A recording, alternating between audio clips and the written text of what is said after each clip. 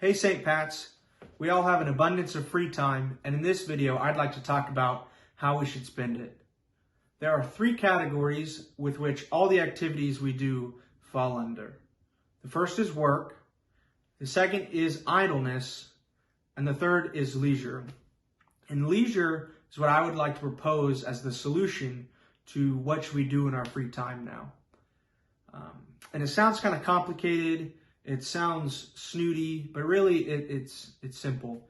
Leisure is the quiet of a soul that allows a person to be open and present to the things in front of him. And so that is leisure.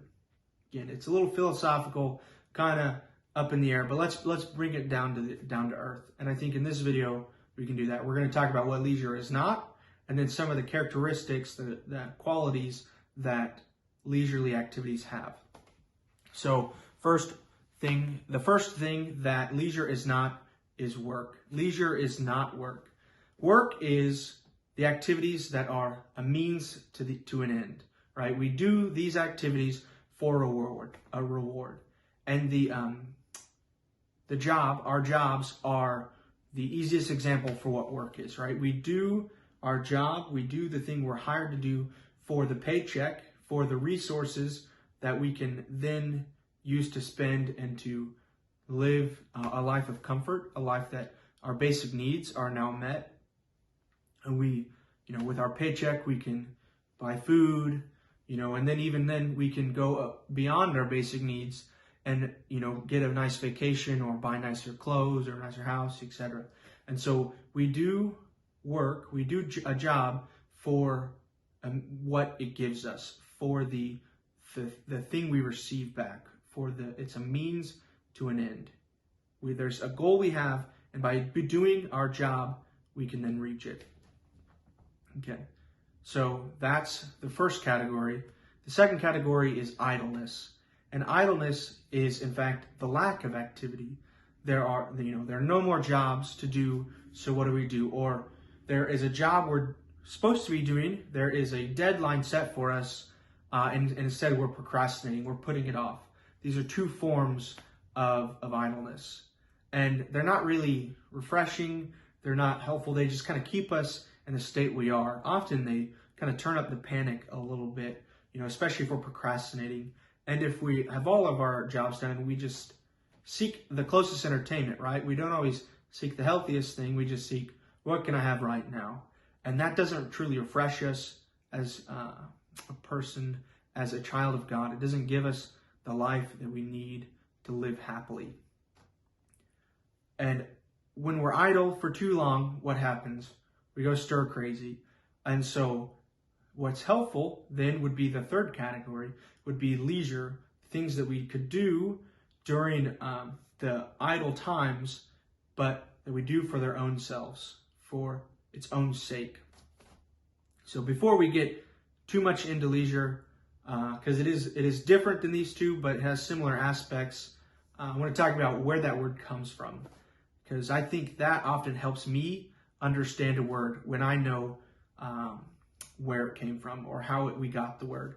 And so leisure comes from the Greek word, actually, skole, which then became the Latin word schola, which is how the English gets its word for school, which, if you take a minute to think, that's kind of ironic, because a lot of us think of school as work. We even have a word for it. We have, school work we do at school, and then they give us work that we do at home called homework. So how is school leisurely?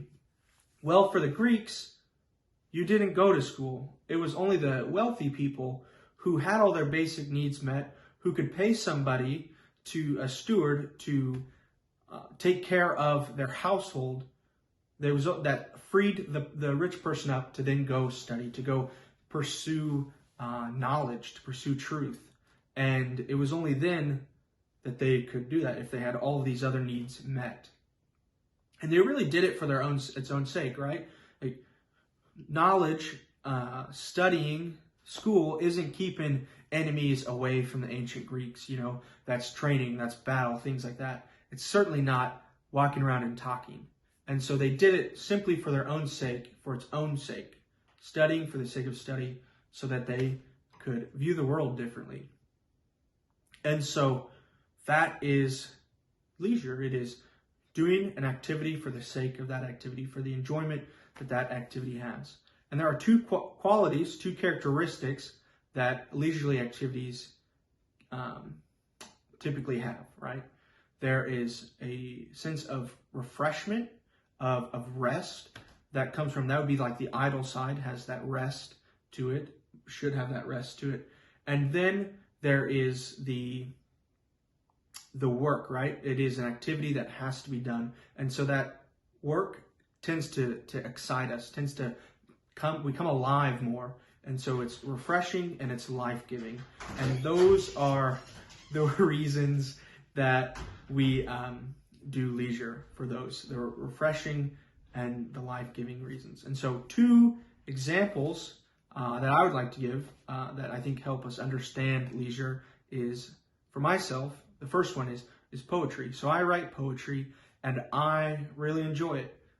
Rarely do I let anybody read my poetry. I don't write it so that it can be read. I write it because it's enjoyable for me. And so I do it for its own sake. It's life-giving, it's refreshing when I do it. It's typically about something I'm thinking about. I write about something I'm thinking about, and then it helps me in a new way to think about it, to view the situation in a new way. The other is fishing. I do not fish. I don't really like fishing because I don't find it restful. You know, some people love to spend their Saturday they drive out to a creek, they, get their fishing pole, they throw the lure in, and they just sit there and they think and they carry on, right? They find it refreshing and exciting. Now, I'm sure it wouldn't be refreshing or exciting if they needed their basic need of food met. They needed to have food and they were fishing for food and then they didn't catch any food, right? That would not fall under leisure, because then that's work. That's something that we do for another reason. But to fish just to the sake of fishing, just because we enjoy that, that is beautiful, and that then would be leisure.